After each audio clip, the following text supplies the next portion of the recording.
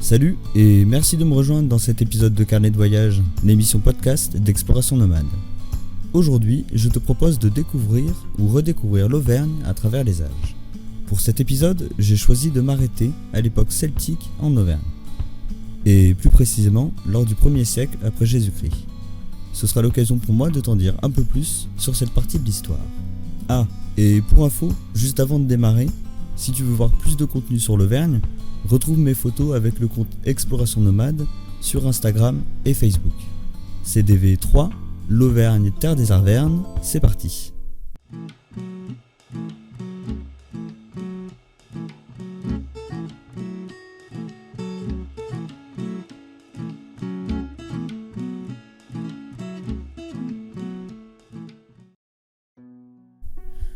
L'Auvergne est l'une des régions les plus anciennes de France. Historiquement, elle possède un passé très riche, allant des temps anciens aux temps actuels.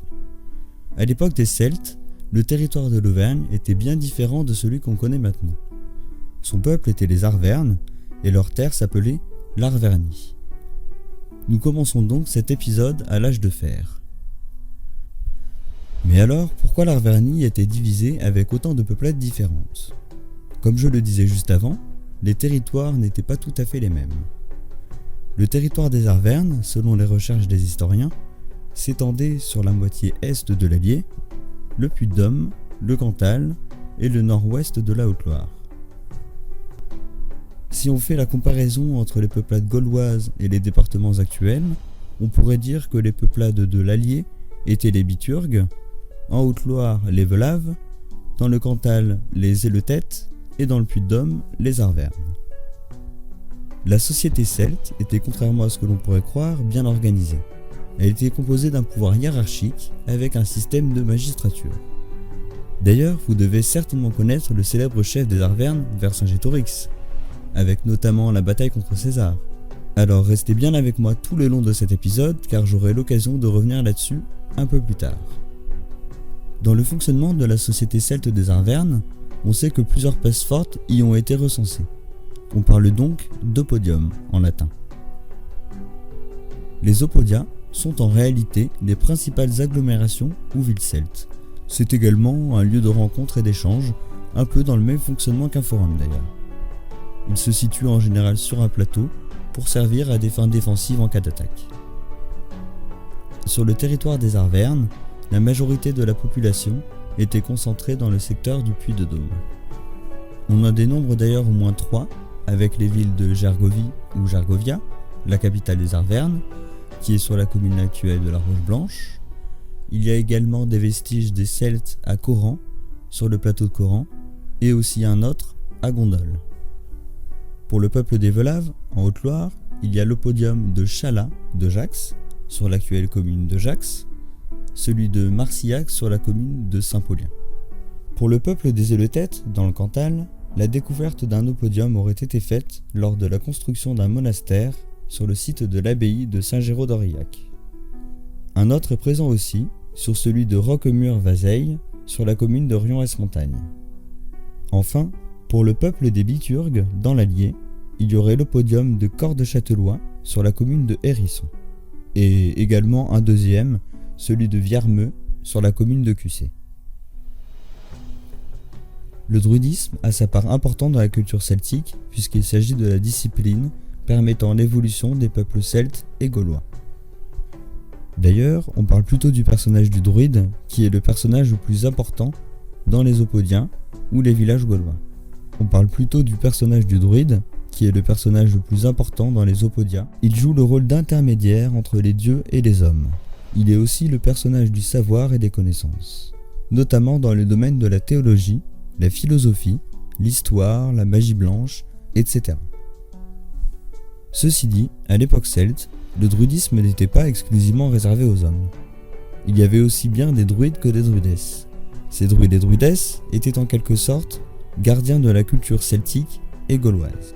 Ils étaient donc en lien avec les divinités celtes dont les principales étaient Totates, dieu guerrier et de la mort, Taranis, dieu de la foudre et du tonnerre, Bélénos, dieu du soleil, Epona, déesse protectrice du foyer et de la fertilité. Tout comme les dieux de la religion gréco-romaine, chaque divinité avait pour ainsi dire sa spécialité. Le druide ou la druidesse était le membre principal du village qui faisait appliquer la volonté des dieux à côté du chef du village. On disait qu'un village n'était pas un village sans roi, ni druide, ni sans druide, ni roi.